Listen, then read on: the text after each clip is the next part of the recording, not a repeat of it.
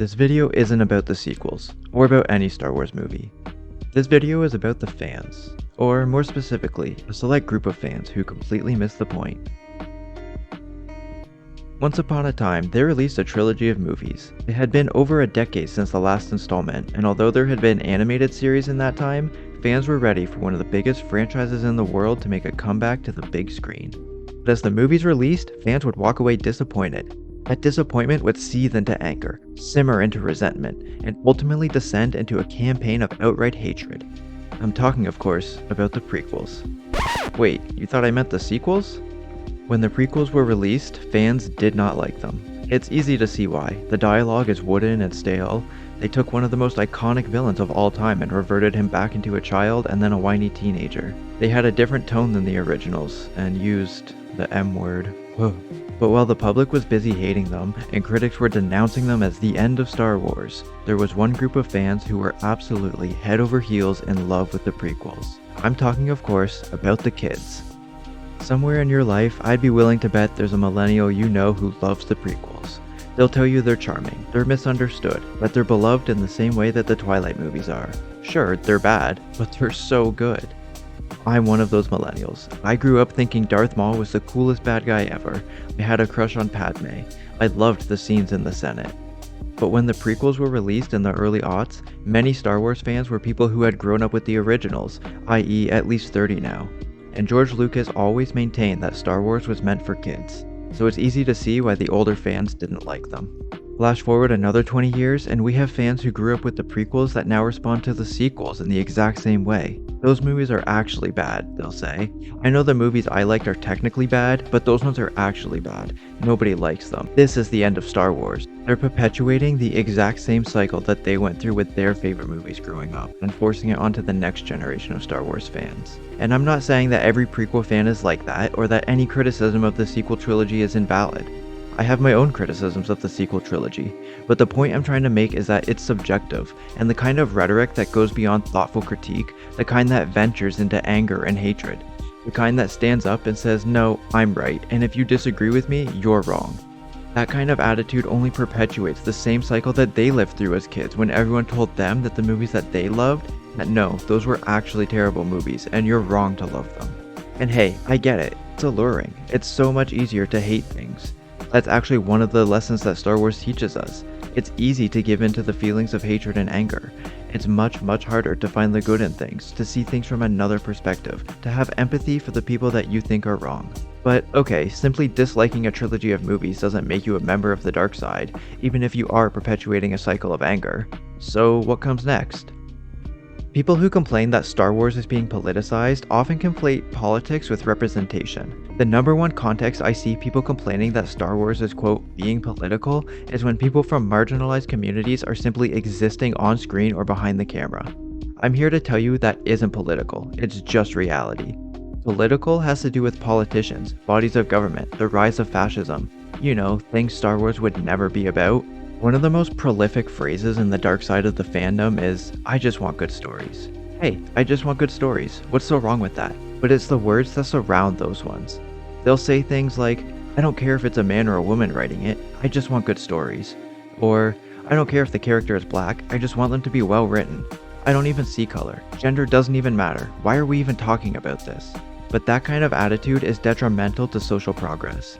It denies those parts of people. When you have an I don't see color attitude, you're taking away people's racial or gender identity. You're saying to them, I will not acknowledge this part of you. Secondly, it attempts to erase the prejudices that they face. There was a quote being circulated recently from the filmmaker Sharmeen Obaid-Chinoy, where she said, I like to make men uncomfortable with my filmmaking. And the dark side of the fandom said things like, what's the difference between a man and a woman saying that? A man would be cancelled if he ever said this. Come on guys, you're so close to getting it. What's the difference? Women have historically been, and still very much are, incredibly biased against. We live in a patriarchal system where women are treated as lesser than men. So the difference between women saying things like, I like to make men uncomfortable, and a man saying it is literally the power dynamic. The filmmaker even says that the way she makes men uncomfortable is by having them face their own prejudices, by having them face their own beliefs. So if this upsets you, then you're exactly the type of person she's talking about.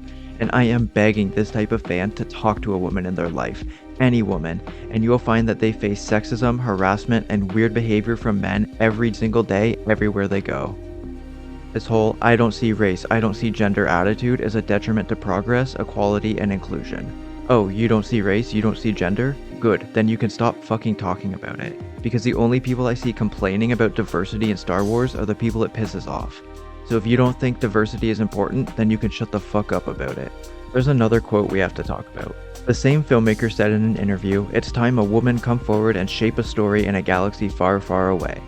This quote, in context, is talking about a woman directing a theatrical Star Wars film. But of course the Dark Side fan takes this quote out of context. They pretend a woman shaping Star Wars means a lead actor, a television director, an author, or even a fucking fictional character, so that they can frame the quote, and by extension the filmmaker, as being absurd, thereby justifying their misogyny. There have been 12 Star Wars movies, and each one has been directed by a man. So yes, it is time a woman directed one. And while we're on the topic, we may as well talk about the recent clip going around where it said that there aren't women in the Star Wars fandom. Again, it's the words surrounding these ones that I find to be the most troubling. The speaker says that women in the West aren't victimized, but they want to play the victim.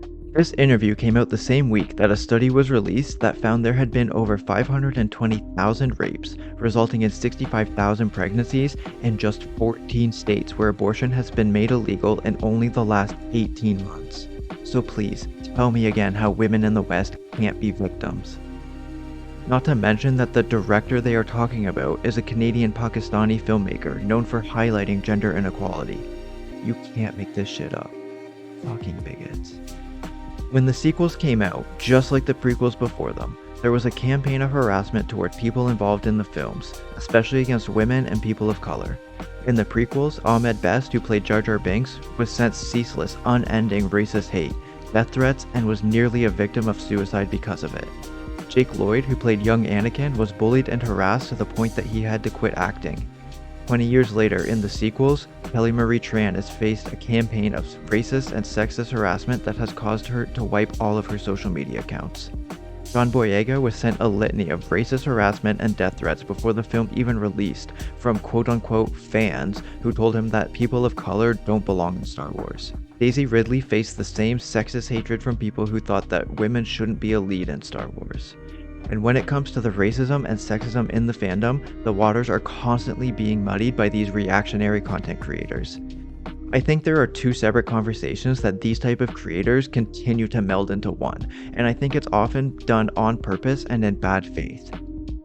The first conversation is that of racism within the Star Wars fandom and the way that it is expressed toward the people involved with the production of the films and series. The second conversation is about the writing and the characters and the overall quality of the shows and movies. When we are talking about the racism that exists within the fandom and is actively being expressed by members of the fandom, we hear a lot from these creators saying things like, "It's not racist to hate a bad character," or "We don't hate the character because of their race, we hate the character because of the poor writing." And you might feel righteous when you hear this and think, yeah, I'm not racist, I don't hate the character because they're black, I hate the character because they're poorly written. But these are two entirely separate conversations that are often disingenuously fused together. When we are talking about the racism in the fandom, we are talking about the racism in the fandom. We are talking about the harassment, the threats, the outright hatred. We are not talking about the writing or the characters at that point in time.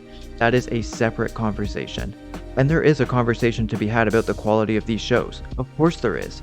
But when it's brought up within the context of the harassment that these actors and filmmakers face, and content creators conflate these two conversations, they're sweeping all of that racism and sexism and harassment under the rug and saying it's not the problem. The actual problem is the writing.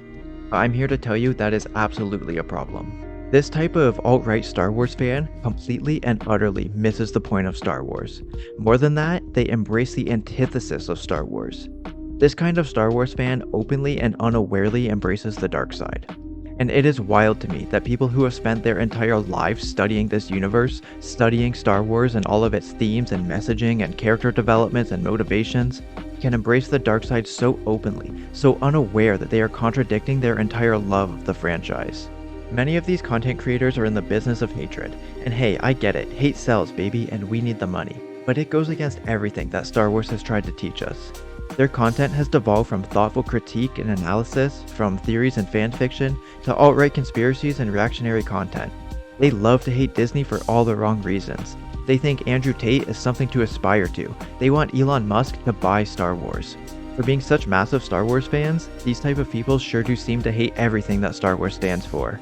They are the Sith of the Star Wars fandom, and they don't even know it. Now, I've gone out of my way to avoid mentioning specific creators in this video, but everything I've said here is a direct response to things that I have seen in the fandom. I'm sure most of you are familiar with at least some of it, and if you want to find the dark side of the fandom, it is not hard to do so. I just ask that you behave in a way that would make Luke Skywalker proud, that you embrace the teachings of Yoda, that you extend a helping hand like Obi-Wan. Don't be like the dark side of the fandom. Don't fail to understand the themes and messaging of this universe so inherently that you unironically become the very thing it tried to teach us not to be. Thanks for watching.